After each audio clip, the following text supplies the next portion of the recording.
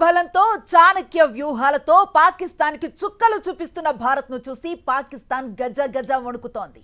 భారత్పై దాడులకు పాక్ చేసిన ప్రయత్నాలన్నింటినీ భారత ఆర్మీ సునాయాసంగా తిప్పికొట్టడమే కాకుండా పాక్ భూభాగంలో వారి రక్షణ వ్యవస్థలను విజయవంతంగా ధ్వంసం చేస్తోంది.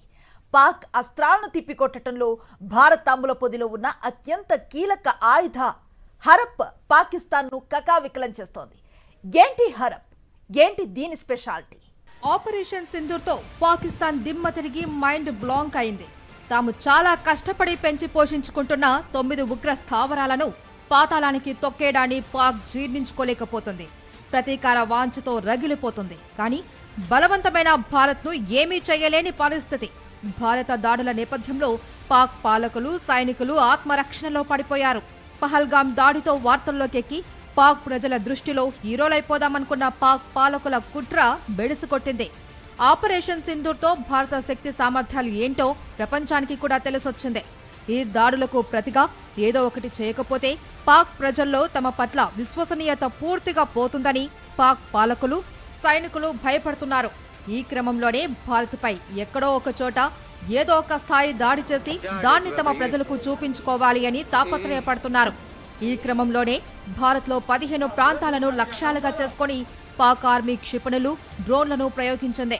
అయితే వాటిని భారత ఆర్మీ చాలా తేలిగ్గా తిప్పికొట్టింది. అంతేకాదు ఆ చేత్తోనే పాకిస్తాన్లోని కీలక రక్షణ వ్యవస్థలను నాశనం చేసింది కూడా.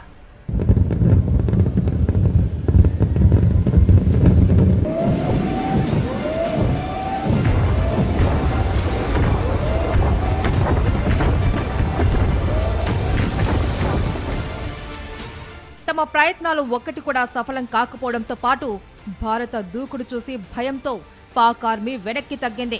క్షిపణి దాడులను పక్కన పెట్టి ఎల్ఓసి వద్ద కాల్పుల తీవ్రతను పెంచింది. పౌరులే లక్ష్యంగా విధ్వంసకర దాడులతో తెగబడుతోంది. అసలు పాకిస్తాన్ క్షిపణులు, డ్రోన్లను 100% ఖచ్చితత్వంతో భారత్ తిప్పికొట్టడం వెనుక భారత ఆయుధాగారంలోని ఒక ఆయుధం కీలక పాత్ర పోషించింది. దీని పేరే హారప్. ఇజ్రాయెల్ ఏరోస్పేస్ ఇండస్ట్రీస్ తయారు చేసిన దీర్ఘ శ్రేణి లాయిటరింగ్ అటాక్ ఆయుధ వ్యవస్థ ఇది మానవరహిత విమానం. దీని ప్రత్యేకత ఏంటంటే దీనికి క్షిపణి లక్షణాలు ఉంటాయి. శత్రువుల రక్షణ వ్యవస్థలు, ఆయుధ సరఫరా డిపోలు, యుద్ధ ట్యాంకులు, గగనతల రక్షణ వ్యవస్థలను చిటికలో ధ్వంసం చేయగలగడం హారప్ ప్రత్యేకత.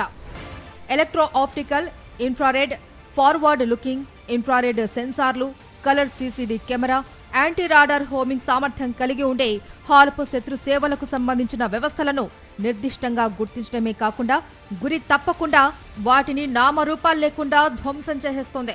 నిర్దేశిత లక్ష్యాలను వేటాడుతూ గగనతలంలో 9 గంటల పాటు విహరిస్తూ అదును దొరికినప్పుడు కావాల్సిన కోణంలో శత్రు వ్యవస్థను చావు దెబ్బతీస్తుంది హారప్.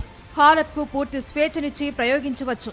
అప్పుడు ఇది శత్రు శిబిరాలపై తన సొంత ఆలోచనలతో దాడి చేస్తుంది, లేదా దీని రిమోట్తోనూ నియంత్రించవచ్చు.